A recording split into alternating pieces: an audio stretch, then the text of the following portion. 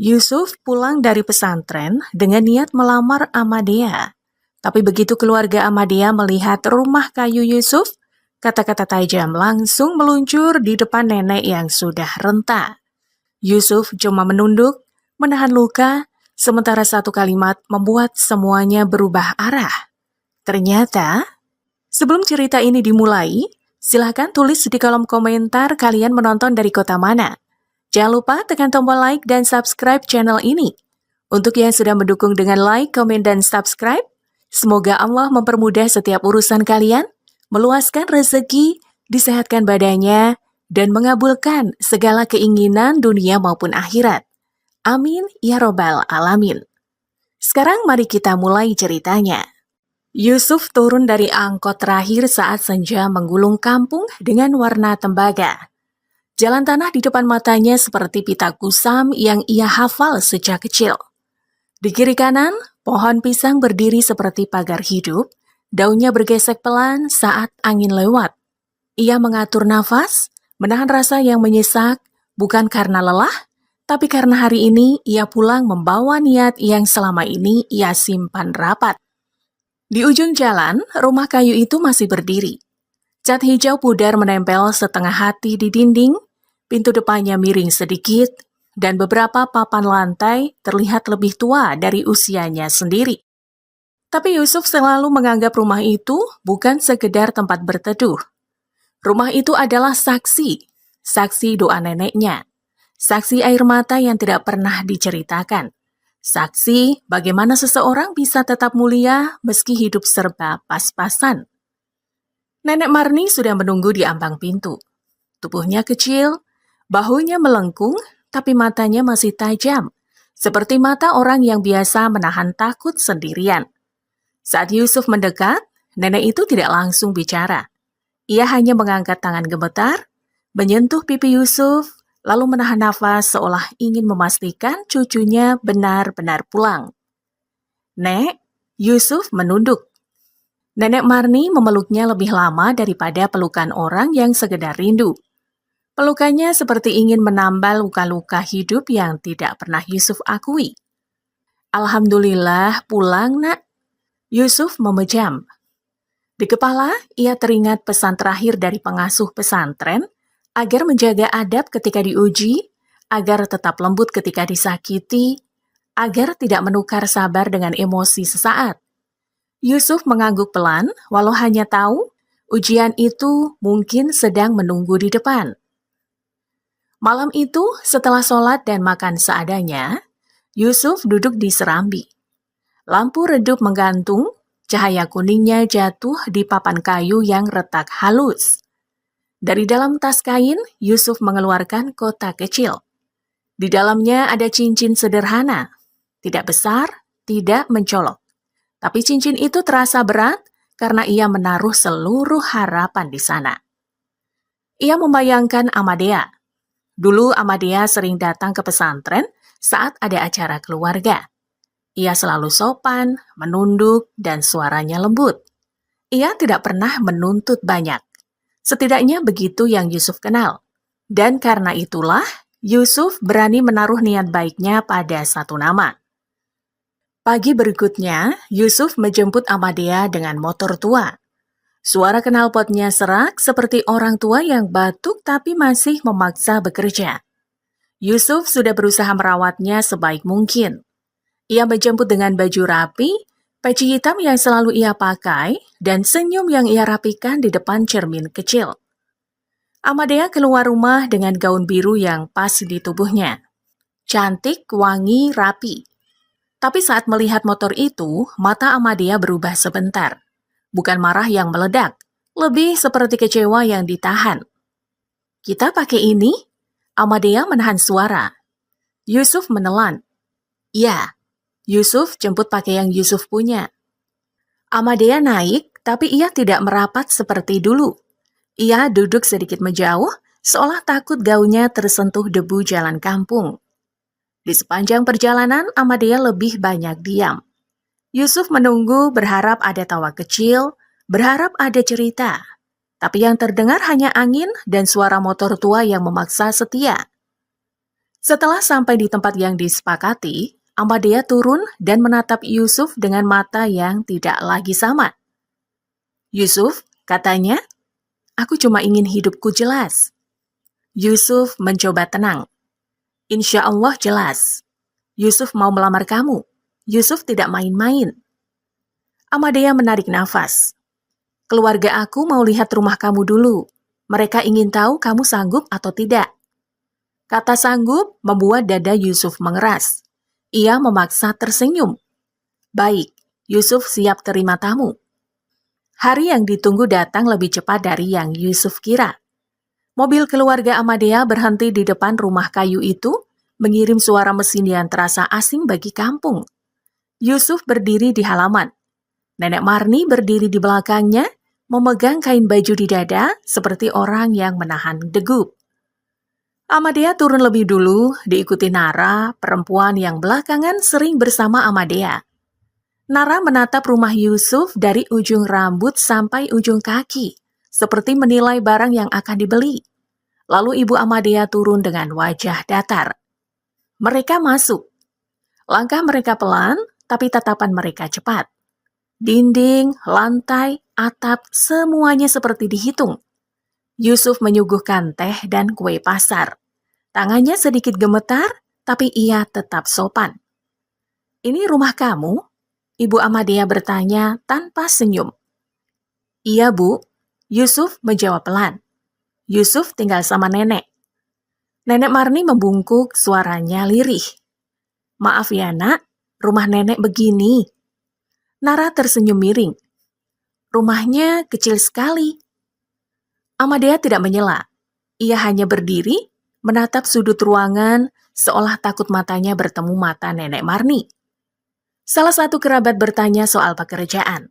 Yusuf menjawab jujur, ia mengajar ngaji dan mengurus beberapa usaha kecil yang ia jalankan perlahan. Ia tidak membesar-besarkan, tidak mengemis simpati, tapi jawaban itu malah membuat suasana semakin dingin. Nara berbisik cukup keras. "Usaha kecil itu buat makan saja." Lalu Amadea menatap Yusuf, bibirnya menegang. "Aku tidak mau hidup susah, Yusuf. Aku tidak mau dinikahi, lalu kita berkutat dengan keadaan begini terus." Yusuf menahan nafas. Ia menoleh ke Nenek Marni sebentar. Wajah tua itu tampak pucat. Tangan neneknya semakin erat menggenggam kain, seolah kain itu satu-satunya penyangga. Yusuf kembali menatap Amadea. "Dea, nikah itu kita bangun sama-sama. Yusuf janji kerja. Yusuf janji jaga kamu." Nara tertawa kecil, lalu menunjuk dinding kayu yang catnya mengelupas. "Mau nikahin dia? Jangan mimpi. Lihat rumahmu cuma rumah reot." Kalimat itu seperti menampar ruangan. Nenek Marni tersentak. Matanya berkedip cepat menahan air. Amadea tidak menegur Nara. Ia justru menambah luka dengan nada yang lebih tajam, seakan keberanian itu baru muncul saat ada orang lain di belakangnya. "Kalau kamu serius, kamu harus berubah cepat." Ibu Amadea berdiri.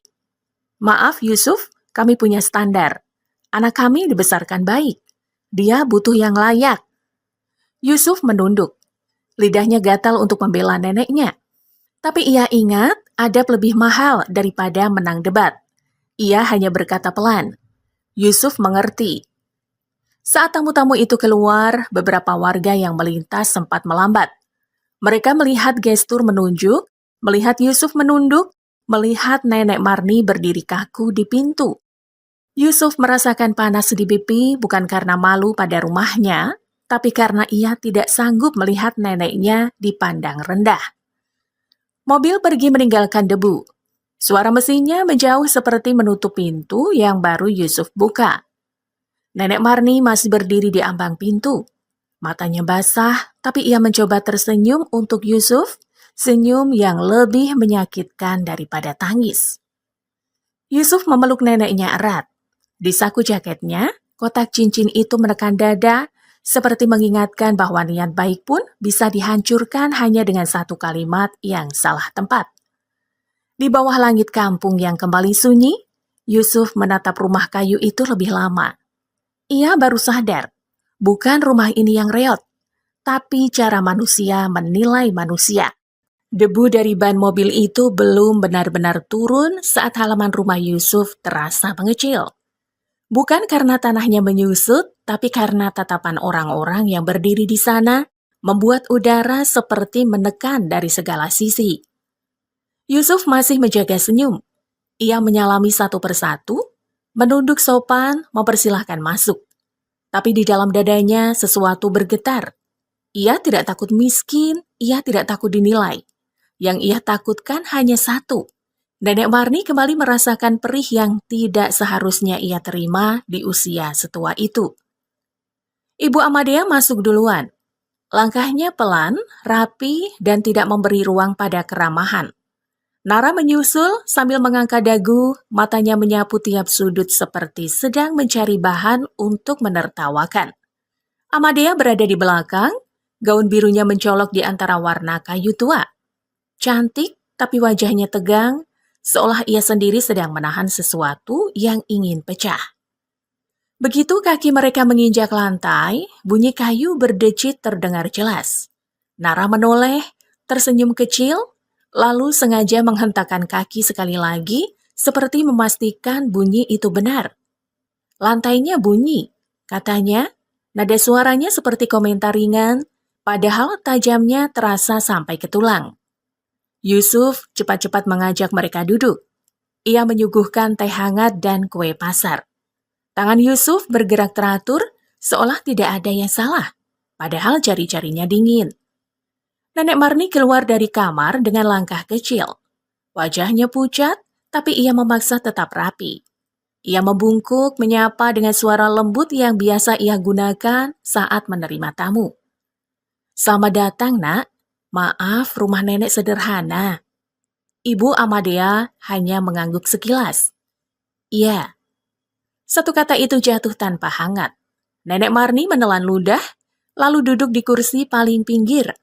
Tangannya menggenggam kain baju di dada, seperti orang yang takut sesuatu akan merampas nafasnya. Kerabat yang ikut datang mulai bertanya, tapi bukan bertanya seperti keluarga yang ingin mengenal. Mereka bertanya seperti pemeriksa. "Kamu kerjanya apa, Yusuf?" tanya salah satu paman. "Yusuf ngajar ngaji, Pak," jawab Yusuf tenang. "Sama jalanin usaha kecil-kecilan." Nara memiringkan kepala. "Usaha apa?" Yusuf tidak terburu-buru. "Ada beberapa kerjasama, ada jual beli kecil." Yusuf jalani pelan. Ibu Amadea meletakkan cangkir yang bahkan belum ia minum. Pelan itu artinya belum jelas. Amadea menatap Yusuf, matanya menyempit.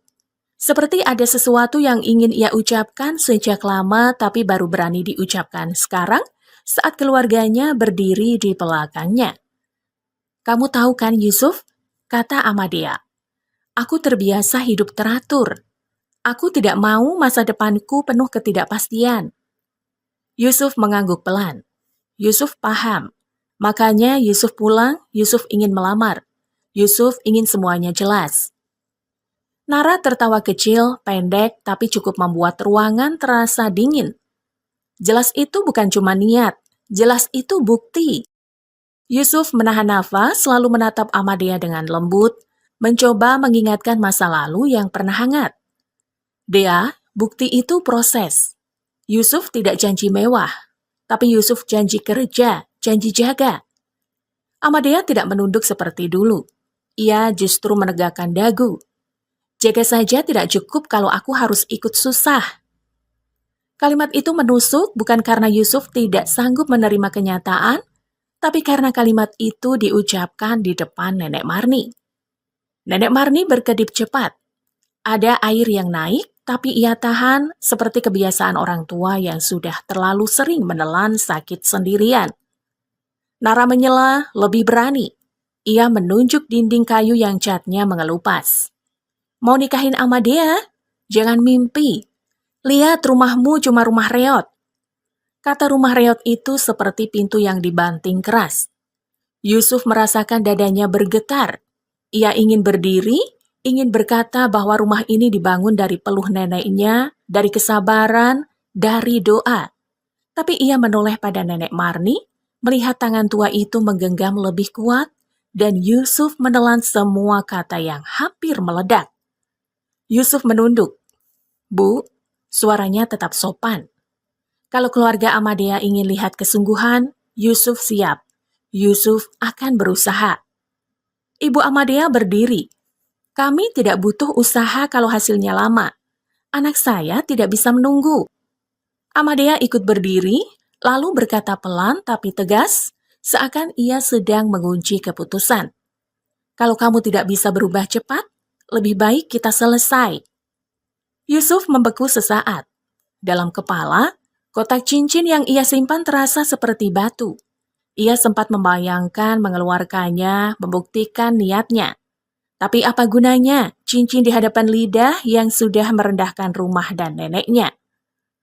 Nenek Marni berdiri terburu-buru, seperti ingin menahan mereka pergi, tapi tubuhnya lemah.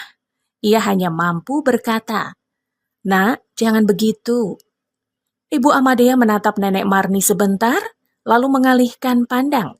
Kerabat lain sudah keluar duluan, seolah tidak mau lama-lama di tempat yang mereka anggap tidak pantas.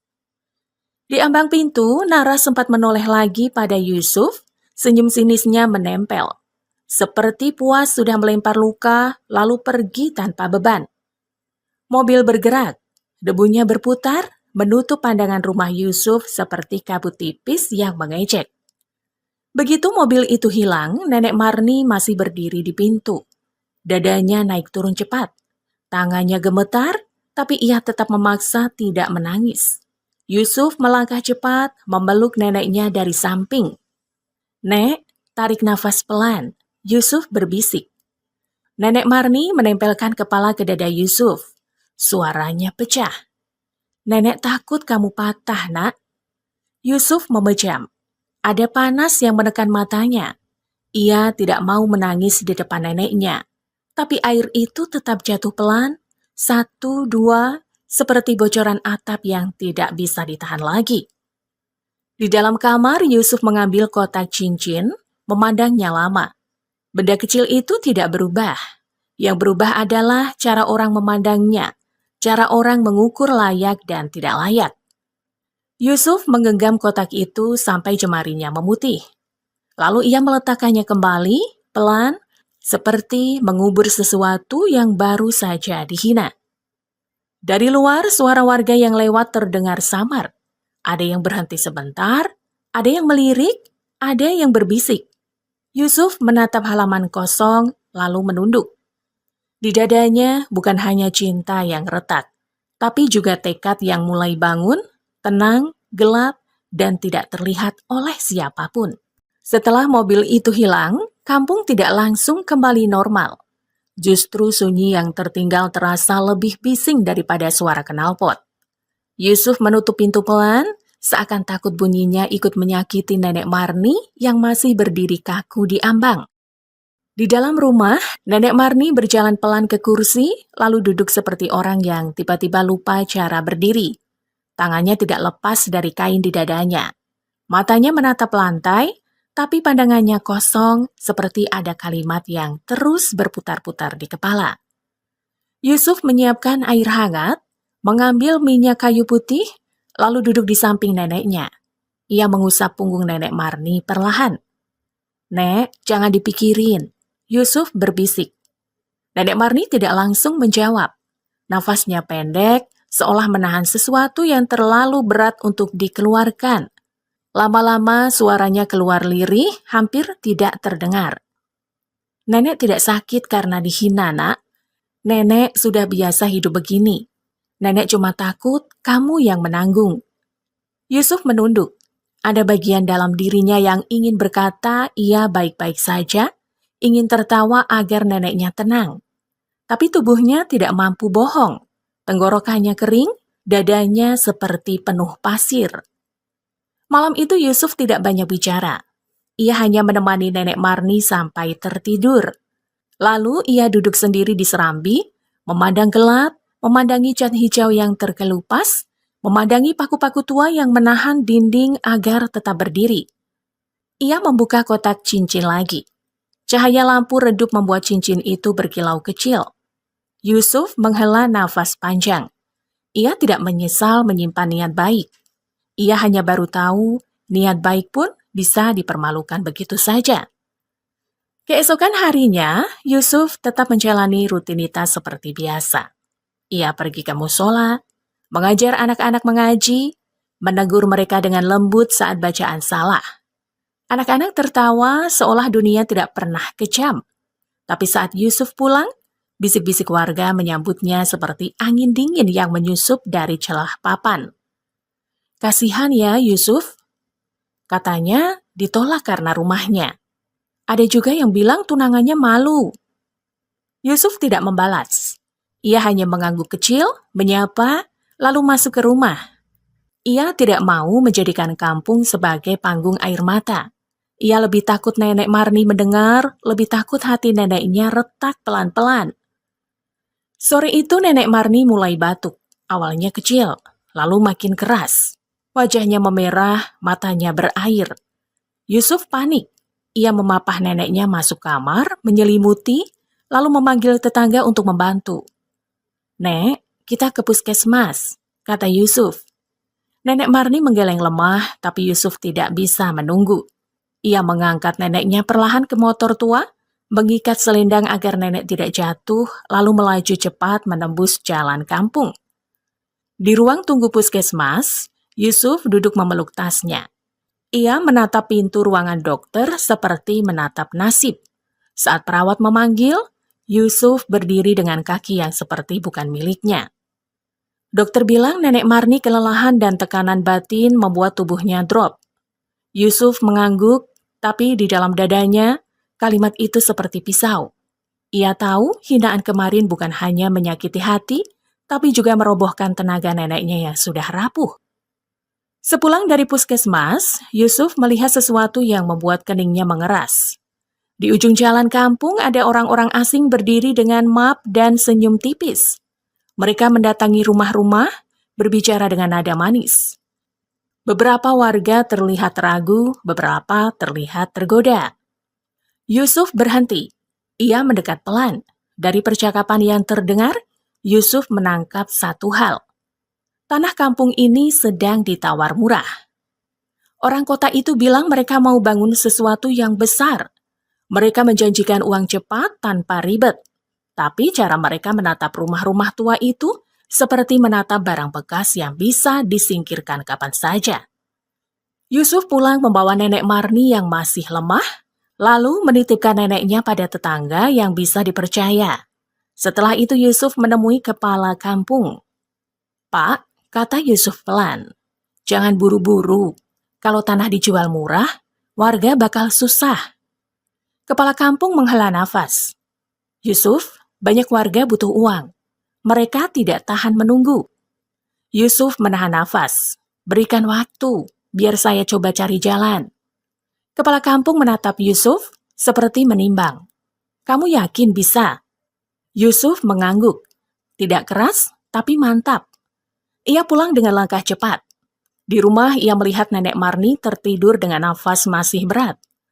Yusuf duduk di sampingnya, memegang tangan neneknya yang dingin. "Ya Allah," bisiknya, "jangan biarkan rumah ini jatuh karena ketamakan orang." Malam itu, Yusuf keluar rumah sendirian. Ia tidak membawa banyak barang, hanya ponsel, dompet, dan tas kain kecil. Ia pamit pada tetangga, bilang ada urusan sebentar. Motor tua melaju menembus gelap. Lampunya menerobos jalan, seperti mata kecil yang tetap berani melihat meski sekitar gelap. Di tempat yang jauh dari kampung, Yusuf bertemu seseorang. Mereka tidak banyak bicara, tidak ada tawa, tidak ada basa-basi, hanya sebuah map yang berpindah tangan. Lalu Yusuf menandatangani sesuatu dengan wajah tenang. Orang itu menatap Yusuf dengan hormat yang tidak biasa. "Baik, Pak." Yusuf hanya mengangguk. "Jangan panggil begitu." Motor tua kembali masuk kampung menjelang subuh. Yusuf membawa beberapa lembar papan, paku, dan seng. Ia tidak tidur. Ia langsung naik ke atap rumah, menambal bagian yang bocor. Suara palunya pelan tapi terus berdetak, seperti detak yang baru mulai membangun sesuatu dari dalam. Tetangga yang bangun menatap heran. "Yusuf, kamu dapat dari mana bahan-bahan itu?" Yusuf tersenyum tipis. "Allah kasih jalan, Pak." Ia terus bekerja. Pagi makin terang. Rumah kayu itu perlahan berubah, bukan menjadi mewah, tapi menjadi lebih kokoh. Dan di balik gerakannya yang tenang, ada rahasia yang ia simpan rapat. Rahasia yang belum waktunya keluar, tapi sudah mulai menggerakkan banyak hal tanpa suara. Di kota, Amadea mencoba hidup seperti biasa. Ia tetap bekerja, tetap tertawa di depan orang lain, tetap memegang ponselnya dengan layar yang selalu menyala. Tapi sejak hari itu, ada ruang kosong yang tidak bisa ia isi dengan apapun. Malam sering datang tanpa rasa nyaman. Amadea duduk di kamar, memandangi langit lewat kaca jendela. Ia teringat rumah kayu Yusuf, bunyi lantainya, aroma teh hangat, dan tangan nenek Marni yang menggenggam kain di dada. Bayangan itu muncul seperti bayang-bayang kecil yang tidak mau pergi. Nara selalu ada di sampingnya seperti pagar yang menutup jalan untuk menyesal. "Kamu tidak salah," kata Nara suatu malam saat mereka makan di tempat yang ramai. "Kamu cuma realistis. Masa depan itu butuh uang, bukan cuma doa." Amadea mengangguk tapi dadanya tidak ikut setuju. Ia menatap piringnya lama, lalu tiba-tiba selera makannya hilang. Di kepalanya terdengar suara Yusuf yang lembut, suara yang kemarin ia putuskan dengan begitu mudah. Di rumah, Ibu Amadea justru makin menekan. "Kamu jangan kelewat percaya diri dengan perasaan," kata ibunya. "Perasaan itu bisa habis, tapi hidup harus jalan." Amadea tidak menjawab. Ia tahu ibunya ingin yang terbaik. Tapi cara ibunya memandang hidup selalu seperti timbangan. Siapa yang berat di uang, dia yang dianggap pantas. Dan itu membuat Amadea merasa seperti benda, bukan manusia. Beberapa hari setelah kejadian di kampung, kabar mulai masuk lewat mulut orang. Ada yang bilang Yusuf tetap mengajar ngaji, tetap menunduk sopan jika bertemu warga. Tapi yang membuat orang heran, Yusuf mulai memperbaiki rumahnya. Bukan sekedar menambal, tapi benar-benar membenahi. Ada papan baru, ada seng baru. Bahkan ada tetangga yang bilang Yusuf membayar utang warung seseorang tanpa banyak bicara. Amadea menertawakan kabar itu di depan Nara, tapi tawanya kering. "Paling pinjam sana-sini," kata Nara meremehkan. Amadea mengangguk, tapi malamnya ia tidak bisa tidur. Ia membuka galeri ponselnya. Ada foto lama Yusuf, berdiri di halaman pesantren, wajahnya tenang, matanya hangat. Waktu itu Amadea merasa aman ketika Yusuf menatapnya, seperti ada seseorang yang tidak akan mengkhianati. Amadea menutup ponsel cepat. Dadanya sesak. Ia ingin menghapus foto itu, tapi jari-jarinya tidak sanggup. Ia menggenggam ponsel erat, lalu memejam seperti orang yang menahan sesuatu agar tidak jatuh. Hari berikutnya, Amadea mulai menerima ajakan keluarga untuk bertemu pria lain, pria mapan yang dinilai lebih sesuai. Namanya Reno, penampilannya rapi, omongannya lancar, dan senyumnya selalu siap. Ia berbicara tentang rencana, tentang apartemen, tentang mobil, tentang liburan. Semua terdengar indah, tapi tidak ada yang terasa hangat. Saat Reno tertawa, Amadea justru teringat Yusuf yang tidak banyak bicara, tapi selalu menenangkan. Saat Reno memuji dirinya, Amadea justru teringat nenek Marni yang meminta maaf atas rumah yang reot, padahal nenek itu tidak pernah meminta maaf atas hatinya yang mulia. Amadea mulai sadar, ia tidak benar-benar menolak Yusuf karena miskin. Ia menolak karena takut. Takut dinilai orang. Takut hidupnya tidak terlihat sempurna. Dan ketakutan itu membuatnya kejam. Sore itu tanpa memberi kabar, Amadea pergi ke kampung. Ia tidak turun dekat rumah Yusuf. Ia berhenti di ujung jalan, berdiri di balik pohon pisang, mengintip dari jauh seperti orang yang tidak punya keberanian. Rumah Yusuf masih sederhana. Tapi ada bagian atap yang sudah baru.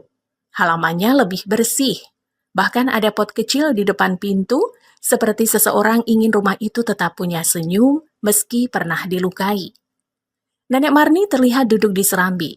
Tubuhnya tampak lebih kurus dari terakhir Amadea lihat. Amadea menahan nafas. Ia ingin melangkah, ingin meminta maaf, tapi kakinya kaku. Di belakangnya suara sepatu mendekat.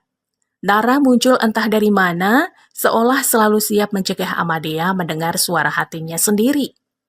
"Ngapain kamu kesini?" Nara menatap tajam. "Kamu mau balik? Setelah semua itu?" Amadea menelan ludah.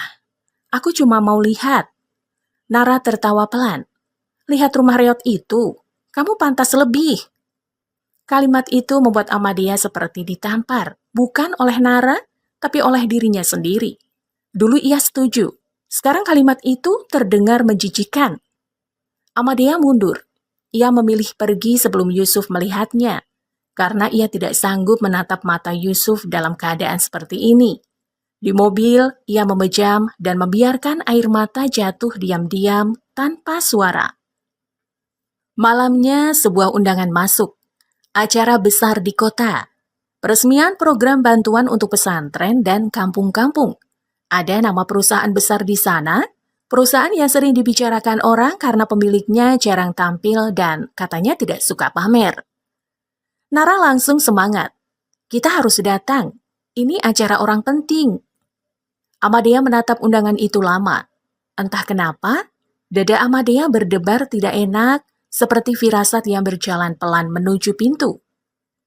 Ia setuju datang, bukan karena ingin bertemu orang penting, tapi karena ada rasa aneh yang menuntunnya, rasa yang belum bisa ia beri nama, rasa yang membuatnya ingin tahu kenapa nama Yusuf terus muncul dalam pikirannya, bahkan saat ia berusaha menyingkirkannya.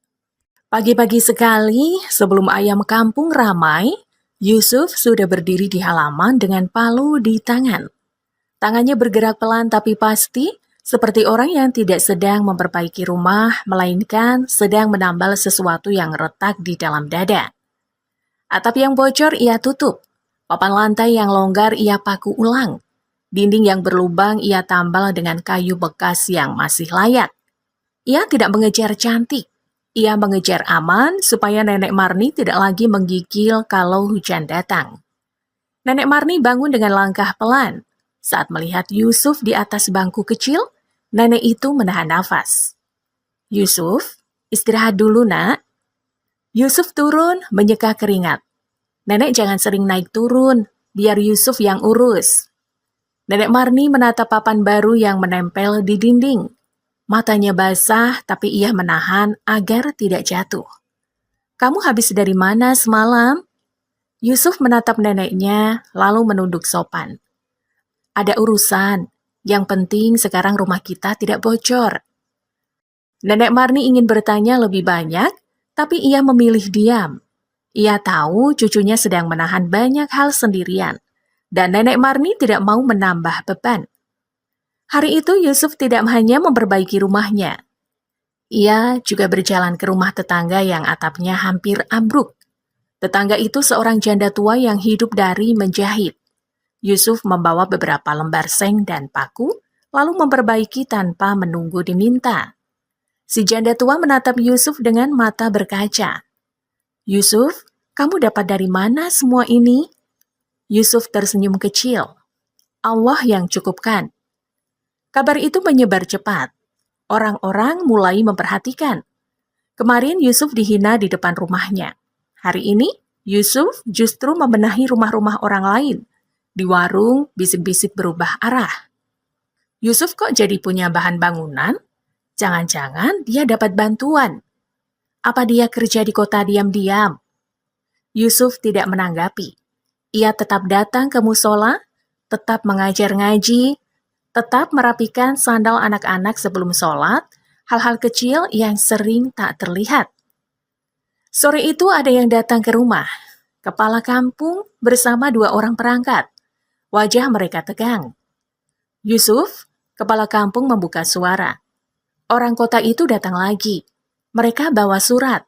Mereka bilang minggu depan harus ada keputusan. Yusuf mengangguk tenang. Saya sudah dengar. Kepala kampung menatap Yusuf lebih lama, seperti sedang menimbang apakah ini anak muda biasa atau bukan. Kamu bilang mau cari jalan. Kamu punya jalan. Yusuf mengambil nafas, lalu memandang rumah-rumah di seberang jalan. Anak-anak kecil bermain di tanah, tertawa tanpa tahu kampungnya sedang diincar orang asing. Pak, kata Yusuf pelan, tolong tahan warga. Jangan tanda tangan apapun dulu. Saya akan pastikan mereka tidak ditipu. Salah satu perangkat desa mengernyit. Kamu bisa apa? Ini urusan uang besar. Yusuf menatapnya tanpa marah. Saya bisa jaga kampung ini supaya tidak dijual murah. Kepala kampung tidak bertanya lagi. Ia hanya mengangguk pelan, lalu pamit. Tapi sebelum pergi, ia sempat menoleh pada papan baru di dinding rumah Yusuf dan tatapannya seperti menyimpan curiga yang tidak berani diucapkan. Malamnya, Nenek Marni tiba-tiba memanggil Yusuf ke kamar. Suaranya kecil, tapi membuat Yusuf langsung datang. Di tangan Nenek Marni ada kain lusuh yang digulung rapi. Saat dibuka, terlihat uang lembaran yang sudah tua dan beberapa koin yang disimpan bertahun-tahun. Nenek simpan ini buat kamu nikah, kata Nenek Marni. Yusuf tercekat. Nek, ini simpan saja, buat nenek. Nenek Marni menggeleng, matanya berkaca. Nenek tidak punya apa-apa selain doa. Kalau nenek bisa bantu kamu berdiri, nenek senang. Yusuf menggenggam tangan neneknya erat. Tenggorokannya panas. Ia merasa seperti anak kecil lagi yang dulu sering lapar tapi neneknya pura-pura sudah makan. Nek, Yusuf berbisik. Yusuf tidak butuh ini. Yusuf cuma butuh nenek sehat. Nenek Marni tersenyum lemah. Kalau begitu, jangan biarkan orang-orang itu ambil kampung kita. Kalimat itu membuat Yusuf diam. Ia memandang neneknya lama, lalu mengangguk. Di matanya ada ketegasan yang tidak biasa muncul sebelumnya. Keesokan hari, sebuah pengumuman ditempel di balai. Akan ada acara besar di kota, peresmian program bantuan untuk kampung dan pesantren. Kampung Yusuf diminta mengirim perwakilan. Kepala kampung datang lagi ke rumah Yusuf. Yusuf, kamu ikut. Kamu yang paling paham kondisi warga. Yusuf menerima tanpa banyak tanya. Baik, Pak. Nenek Marni terlihat cemas. Kamu ke kota? Yusuf mengangguk. Iya, Nek. Ada urusan kampung. Malam sebelum berangkat, Yusuf duduk sendirian di serambi. Ia membuka kotak cincin itu sekali lagi. Tidak ada lagi rasa manis. Yang ada hanya rasa sesak yang pelan-pelan berubah jadi tenang. Ia menutup kotak itu, menyimpannya kembali, lalu menatap langit. Ya Allah, bisiknya, kalau ini jalan untuk menjaga nenek dan kampung, kuatkan Yusuf. Di kejauhan, lampu kendaraan melintas di jalan besar, seperti garis terang yang membelah gelap. Yusuf memejam lalu berdiri, seolah sudah siap berjalan ke tempat yang akan membuat banyak orang menelan kata-katanya sendiri. Kota menyambut dengan lampu yang tidak pernah tidur. Gedung-gedung berdiri seperti dinding raksasa, membuat Yusuf terlihat lebih sederhana dari biasanya. Tapi Yusuf tidak berubah. Peci hitam tetap di kepala. Langkahnya tetap tenang. Wajahnya tetap datar, seperti orang yang sudah berdamai dengan apapun yang akan ia lihat. Rombongan kampung turun dari kendaraan di depan gedung besar tempat acara berlangsung. Spanduk membentang, layar besar menampilkan nama program bantuan. Orang-orang lalu lalang dengan pakaian rapi, suara sepatu beradu dengan lantai marmer, dan aroma parfum bercampur pendingin ruangan. Kepala kampung terlihat kikuk. Yusuf, ini tempat orang kaya. Yusuf hanya tersenyum tipis. Yang penting niatnya untuk warga. Mereka masuk. Petugas keamanan memeriksa undangan. Saat giliran rombongan kampung, petugas sempat menatap pakaian mereka yang sederhana. Kepala kampung sudah menahan nafas, seperti takut ditolak. Tapi sebelum petugas sempat berkata apapun, seorang panitia berlari kecil mendekat. Wajah panitia itu tegang, lalu berubah hormat saat melihat Yusuf. "Silakan Pak," katanya cepat, lalu menunduk sedikit. Kepala kampung terdiam. Warga kampung saling pandang. Yusuf tidak menanggapi dengan gaya. Ia hanya mengangguk pelan, lalu melangkah masuk seperti biasa. Di dalam ruangan, kursi tersusun rapi. Lampu panggung menyilaukan. Di barisan depan, orang-orang dengan jas duduk sambil bercakap pelan. Di barisan tengah, para undangan lain menunggu acara dimulai. Rombongan kampung diarahkan ke sisi yang cukup baik, tidak terlalu belakang, tidak terlalu depan. Sementara itu di pintu lain, Amadea masuk bersama Nara. Amadea memakai gaun yang lebih mewah dari biasanya. Rambutnya rapi, wajahnya dibuat tenang. Tapi mata Amadea gelisah, seperti ada suara yang terus mengganggu dari dalam. Nara sibuk memotret, sibuk memperlihatkan mereka sedang ada di acara besar. "Ini momen bagus, kamu harus terlihat di sini," kata Nara. Amadea mengangguk, tapi ia tidak benar-benar menikmati. Ia menatap panggung, menatap layar besar yang memutar video kampung dan pesantren, lalu tiba-tiba hatinya tertarik pada satu cuplikan. Rumah kayu tua, jalan tanah, pohon pisang. Mirip kampung Yusuf. Amadea menelan ludah. Ia menepis perasaan itu, berusaha menganggap itu hanya kebetulan. Tapi di sudut ruangan, matanya sempat menangkap peci hitam yang familiar, lalu ia cepat-cepat berpaling sebelum dadanya makin sesak. Acara dimulai dengan sambutan. Satu demi satu orang naik ke panggung. Kata-kata mereka terdengar rapi dan manis, tapi sebagian terasa kosong. Yusuf mendengarkan tanpa banyak ekspresi. Kepala kampung menepuk-nepuk lututnya sendiri karena gugup. Lalu pembawa acara berdiri di tengah panggung, suaranya lantang dan penuh hormat. "Selanjutnya, kita akan menyambut tamu kehormatan yang selama ini memilih bekerja tanpa banyak sorot. Beliau jarang tampil, tapi jejak bantuannya sudah terasa di banyak tempat." Ruangan langsung berubah. Orang-orang menegakkan punggung. Beberapa berdiri lebih dulu. Tepuk tangan mulai terdengar seperti ombak. Amadea ikut berdiri. Matanya berbinar karena rasa penasaran. Nara menarik nafas senang, sudah siap merekam. "Mohon sambut," kata pembawa acara. "Bapak Yusuf." Nama itu seperti petir yang jatuh pelan, tapi tepat di kepala Amadea. Amadea membeku, jari-jarinya mati rasa. Ia menatap ke sisi panggung, berharap yang muncul adalah orang lain, seseorang yang kebetulan bernama sama. Namun dari balik tirai, sosok itu melangkah keluar. Peci hitam, tatapan tenang, wajah yang Amadea kenal sampai ke detail kecilnya. Yusuf. Amadea seperti kehilangan nafas. Suara tepuk tangan berubah jadi dengung jauh. Nara yang memegang ponsel tiba-tiba menurunkannya perlahan, seolah tangannya tidak sanggup menahan kenyataan yang sedang berjalan di depan mata. Yusuf berdiri di tengah panggung. Lampu menyinari wajahnya, tapi Yusuf tetap terlihat sama. Tidak ada kesombongan, tidak ada senyum menang.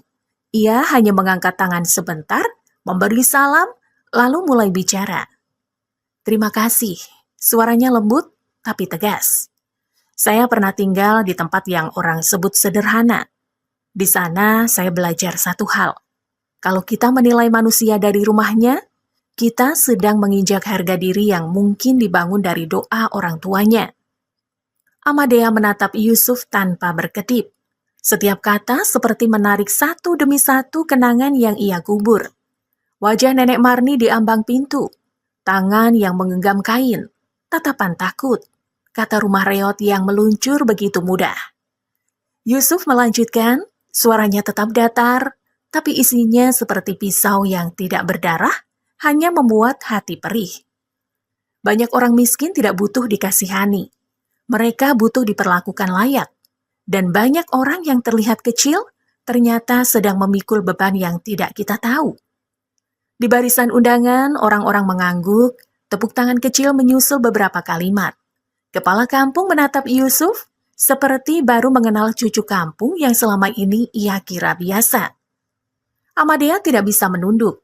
Ia tidak bisa menatap lantai.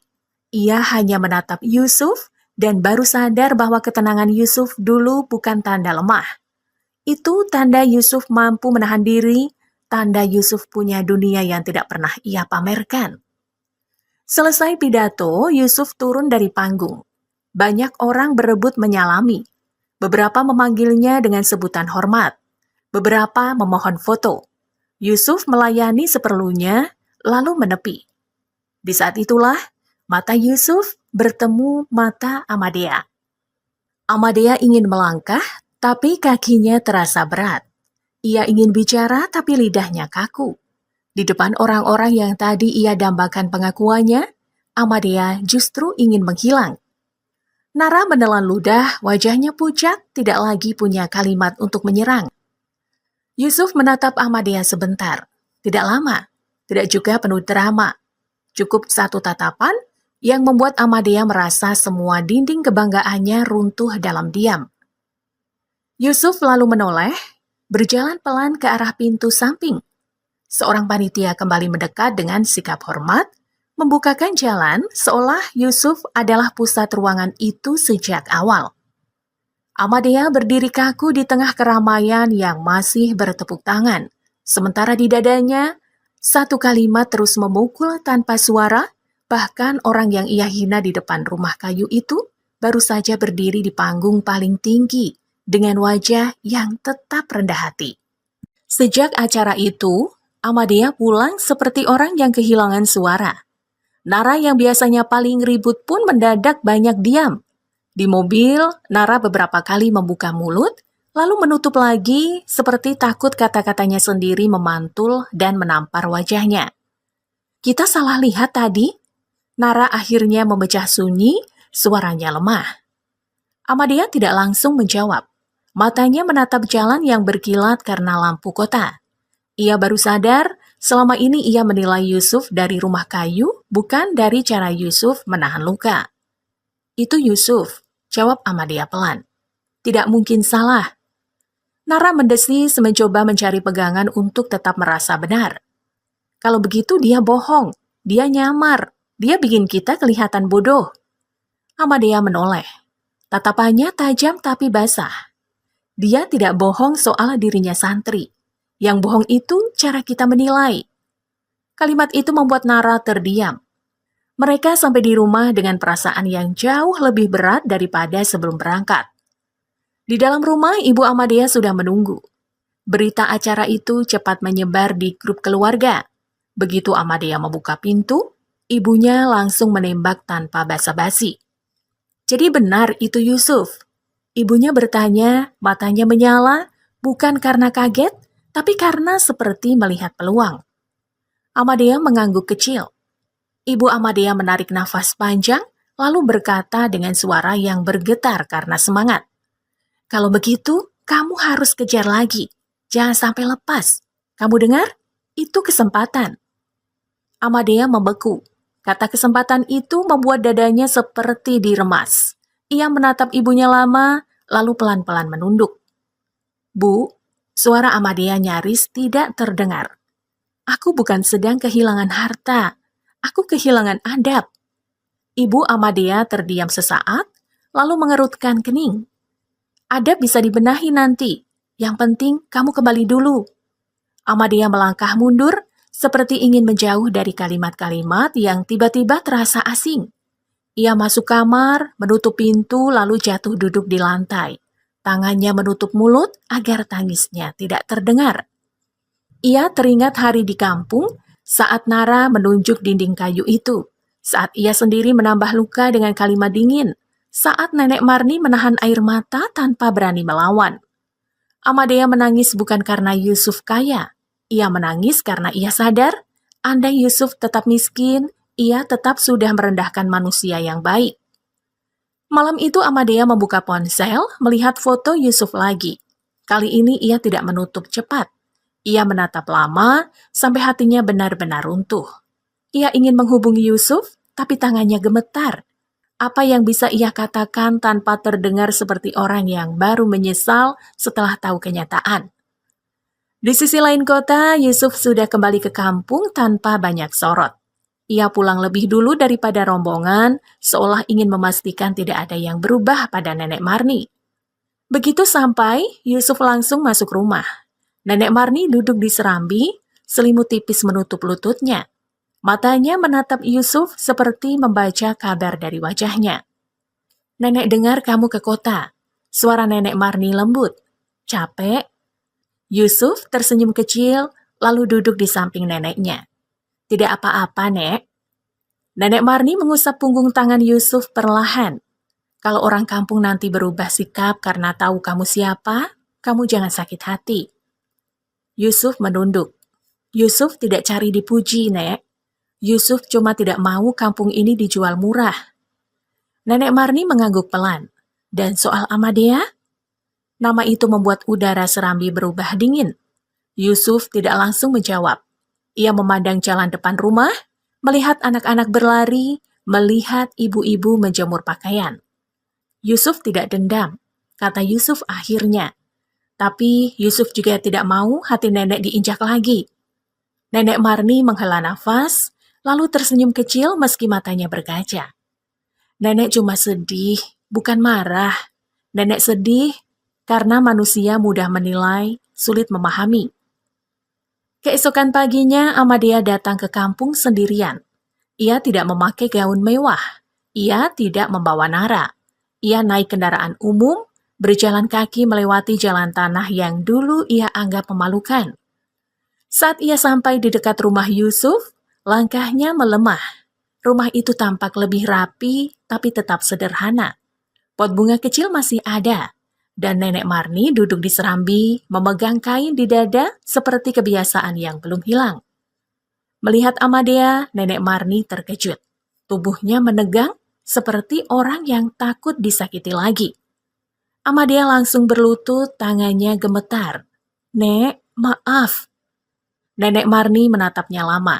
Tidak ada amarah di wajah itu, hanya luka yang sudah terlalu sering disimpan. Amadea menunduk lebih dalam. "Aku salah, aku benar-benar salah." Nenek Marni mengangkat tangan pelan, menyentuh kepala Amadea seperti menenangkan anak kecil. Sentuhan itu lembut, tapi membuat Amadea menangis lebih keras. Yusuf keluar dari samping rumah membawa papan kecil. Ia berhenti saat melihat Amadea berlutut. Wajah Yusuf tenang, tapi matanya tidak lagi seterang dulu. Amadea berdiri perlahan, tetap menunduk. "Yusuf, aku datang bukan untuk minta kamu balik. Aku cuma mau kamu tahu aku menyesal." Yusuf menatap Amadea tanpa membentak, tanpa mengejek. Suaranya pelan, tapi terasa berat. "Kalau kamu menyesal," kata Yusuf, "jangan jadikan maaf sebagai jalan pintas supaya hati orang cepat lupa." Amadea mengangguk, air matanya jatuh ke tanah. Yusuf melangkah melewati Amadea menuju serambi, memastikan Nenek Marni nyaman. Ia tidak mengusir Amadea, tapi ia juga tidak menghangatkan suasana. Sikapnya seperti pagar yang dibangun dari adab, bukan dari kebencian. Di ujung jalan kampung, kepala kampung terlihat datang tergesa, membawa kabar baru tentang orang kota yang akan kembali besok dengan dokumen lebih tebal. Yusuf menatap ke arah jalan itu, lalu menghela nafas panjang, seolah menyiapkan sesuatu yang selama ini ia simpan rapat. Pagi itu kampung seperti menahan nafas. Langit cerah, tapi udara terasa berat.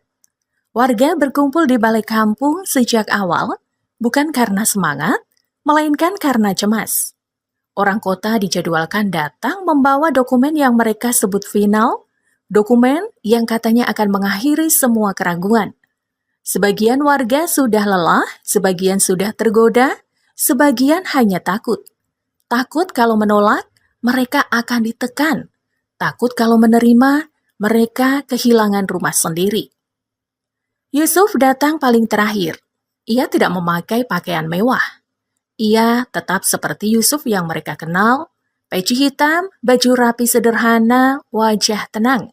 Tapi kali ini, ketenangan Yusuf membuat orang justru semakin gelisah. Seperti ada sesuatu yang Yusuf simpan sejak lama, dan pagi ini akan terbuka pelan-pelan. Nenek Marni tidak ikut ke balai.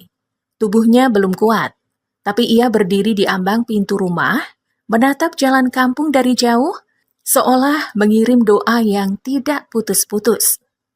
Amadea juga ada di kampung hari itu. Ia tidak masuk ke tengah kerumunan. Ia berdiri di sisi balai, dekat tiang kayu, menunduk, menahan diri agar tidak ikut menjadi pusat perhatian. Ia tahu tidak semua orang di kampung ini menerima kedatangannya. Bahkan nafasnya sendiri terasa seperti rasa bersalah yang berjalan. Mobil orang kota masuk ke halaman balai dengan suara ban yang membuat tanah berdebu. Dua pria turun lebih dulu, rapi, wangi, membawa map tebal. Di belakang mereka, satu orang lain turun dengan wajah lebih tajam, seolah sudah hafal cara menekan orang kampung. Mereka tidak menyapa banyak. Mereka langsung membuka map, menyebar dokumen, menyebut angka-angka. Ini kesempatan, kata pria berwajah tajam itu. Banyak kampung lain ingin dapat tawaran seperti ini. Kalau lewat hari ini, kami anggap kalian tidak serius. Warga saling pandang. Kepala kampung mengusap wajahnya berkali-kali. Beberapa ibu-ibu menggenggam ujung kerudung, menahan panik. Seorang bapak tua berdehem, suaranya gemetar. Kalau kami tidak tanda tangan, kami dapat apa? Pria itu tersenyum, tapi senyumnya tidak hangat. Kalian dapat tetap miskin. Kalimat itu seperti melempar garam ke luka yang sudah ada. Suasana langsung memanas. Ada yang ingin membalas, tapi tidak berani. Ada yang ingin menangis, tapi malu. Ada yang menunduk, merasa hidupnya memang terlalu mudah diinjak. Lalu Yusuf melangkah maju. Tidak cepat, tidak dramatis. Langkahnya pelan, tapi setiap tapaknya terasa jelas. Bapak, kata Yusuf sopan, tolong bicara baik-baik. Ini kampung orang, ini rumah orang. Pria tajam itu menatap Yusuf dari atas ke bawah. Kamu siapa? Warga sini, jawab Yusuf. Pria itu tertawa kecil. Warga sini mau menghalangi bisnis. Yusuf menahan nafas. Saya tidak menghalangi. Saya cuma tidak mau warga ditipu. Kata ditipu membuat salah satu pria lain mengangkat alis. Kami punya surat resmi. Yusuf mengangguk. Saya juga. Kerumunan mendadak hening. Kepala kampung menoleh cepat. Warga saling pandang, seolah baru sadar Yusuf tidak pernah bercanda soal janji mencari jalan. Bahkan Amadea yang berdiri di sisi balai ikut mengangkat wajah perlahan, jantungnya berdebar keras. Yusuf mengeluarkan amplop coklat dari tas kainnya. Amplop itu tampak biasa, tapi cara Yusuf memegangnya membuat orang merasa itu bukan kertas kosong. Ini apa? Tanya pria tajam itu, suaranya mulai naik. Yusuf menatap lurus. Dokumen yang memastikan kampung ini tidak bisa dibeli murah. Pria itu tersenyum sinis, lalu melangkah mendekat. Kamu pikir kamu bisa melawan orang kota dengan kertas dari warung fotokopi? Yusuf tidak bereaksi. Ia hanya membuka amplop, mengeluarkan lembaran-lembaran yang tersusun rapi, lalu menyerahkannya pada kepala kampung lebih dulu. Kepala kampung menerima dengan tangan gemetar. Matanya membaca cepat, lalu membesar. Bibirnya terbuka, tapi tidak langsung bersuara. Seolah ia takut suara sendiri akan membunyikan sesuatu yang terlalu besar. Pak, salah satu perangkat desa mendekat, ikut mengintip. Wajah perangkat desa memucat. Warga mulai berbisik, makin ramai, makin liar, tapi Yusuf mengangkat tangan pelan, meminta tenang. Aneh, kerumunan menuruti, seolah mereka tiba-tiba percaya pada Yusuf lebih dari siapapun. Pria tajam itu mendadak kehilangan senyum. Ia merebut dokumen itu dari tangan kepala kampung, membacanya cepat. Matanya bergerak keras, keningnya mengeras, lalu ia menatap Yusuf dengan tatapan yang tidak lagi meremehkan. Ini dari mana kamu dapat ini? Suaranya berubah, tidak selembut tadi, tapi juga tidak setegar sebelumnya. Yusuf menjawab singkat, dari jalur yang sah. Salah satu pria lain berbisik pada pria tajam, wajahnya tegang. Mereka saling tukar pandang seperti orang yang baru sadar sedang berhadapan dengan lawan yang salah. Ahmadiyah menatap Yusuf, lalu menatap dokumen itu dari jauh.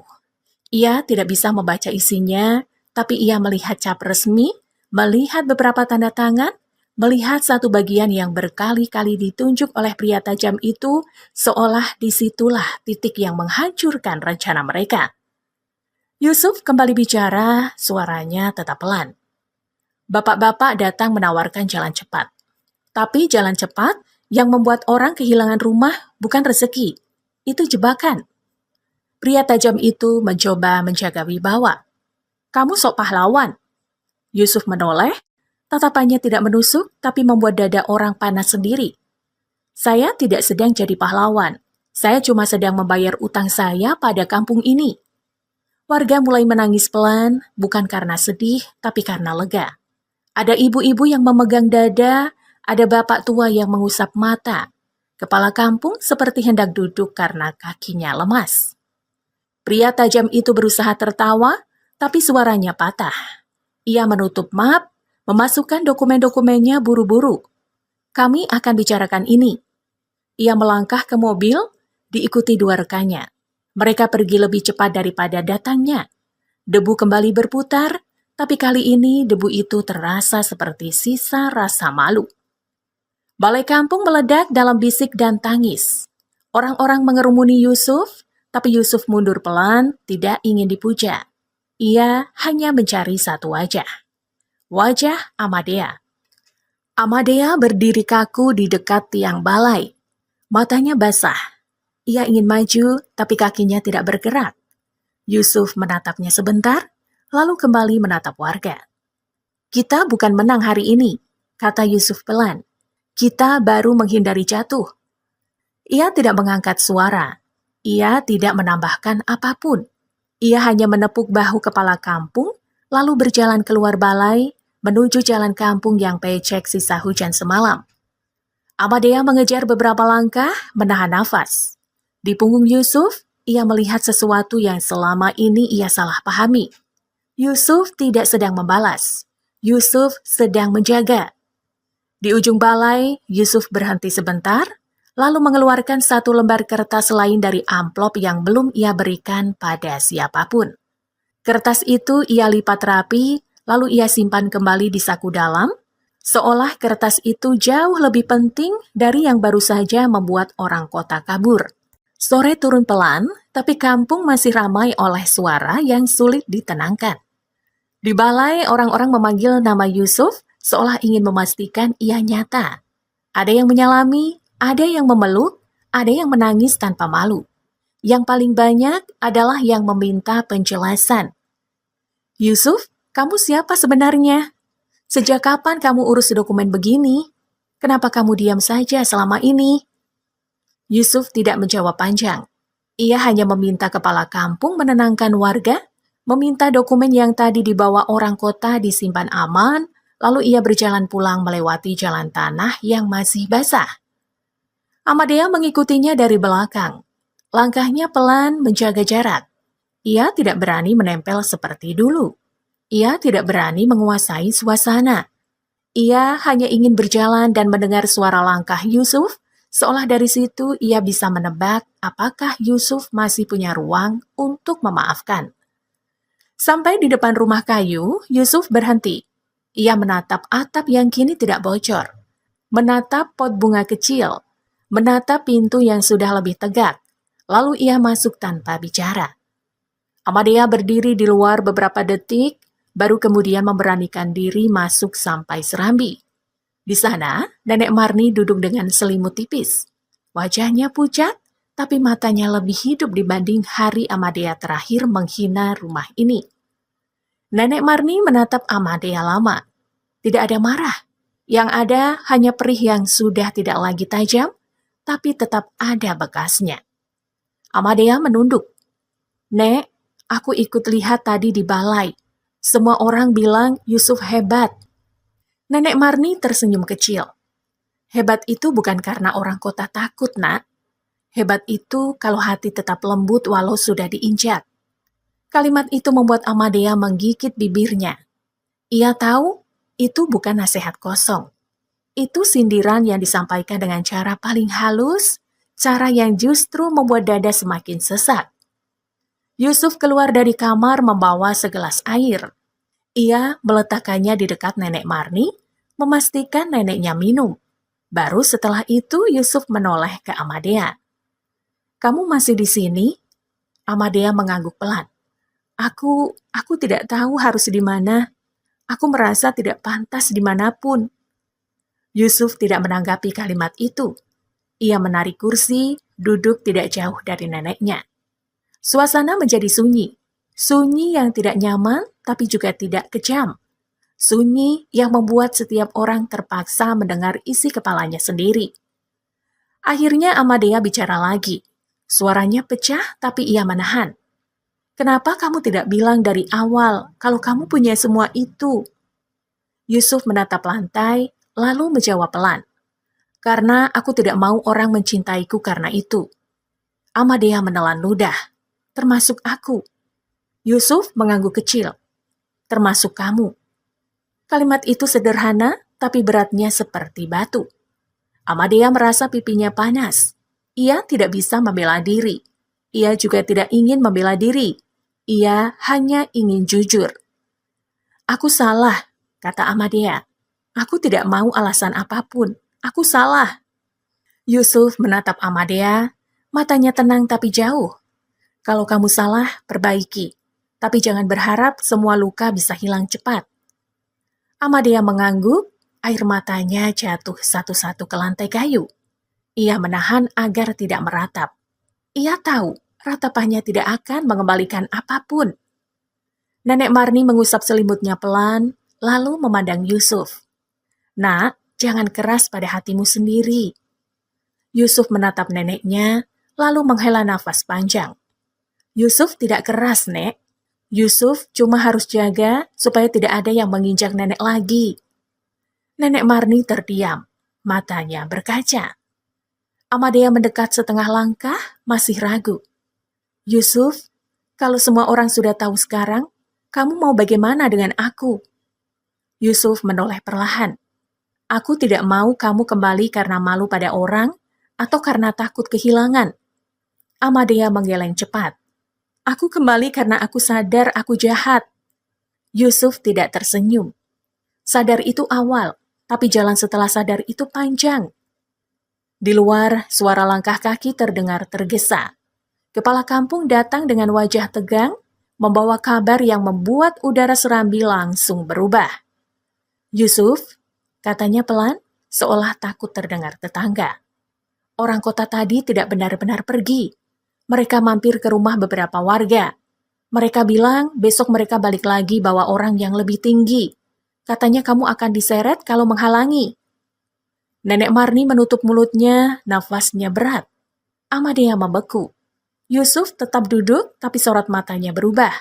Bukan takut, lebih seperti orang yang akhirnya memutuskan sesuatu yang sudah lama ia simpan. Yusuf berdiri, membuka lemari kecil di sudut, mengeluarkan map lain. Map yang tadi ia simpan di saku dalam, map yang ia lipat rapi, map yang belum ia tunjukkan pada siapapun. Ia menatap nenek Marni sebentar, lalu menatap Amadea tanpa marah. "Mulai malam ini," suara Yusuf pelan, "kita tidak lagi menghadapi orang kota yang cuma bawa surat. Kita menghadapi sesuatu yang lebih dalam dari itu." Yusuf meletakkan map itu di meja kecil Serambi. Tangannya tidak gemetar sama sekali. Di atas map itu ada satu nama yang membuat kepala kampung menelan ludah keras saat membacanya. Seolah nama itu adalah pintu menuju masalah yang jauh lebih besar daripada jual beli tanah. Malam itu, kampung seperti masuk ke sela sunyi yang berbeda. Sunyi yang bukan karena takut, tapi karena semua orang sedang mencerna sesuatu yang baru saja terjadi. Balai kampung sudah kosong, tapi bisik-bisik masih menyusup dari rumah ke rumah. Nama Yusuf disebut pelan, seperti orang takut salah menyebut, takut itu hanya mimpi. Di serambi rumah kayu, Yusuf duduk dekat nenek Marni. Lampu kuning menggantung, cahayanya jatuh lembut ke wajah tua yang penuh garis.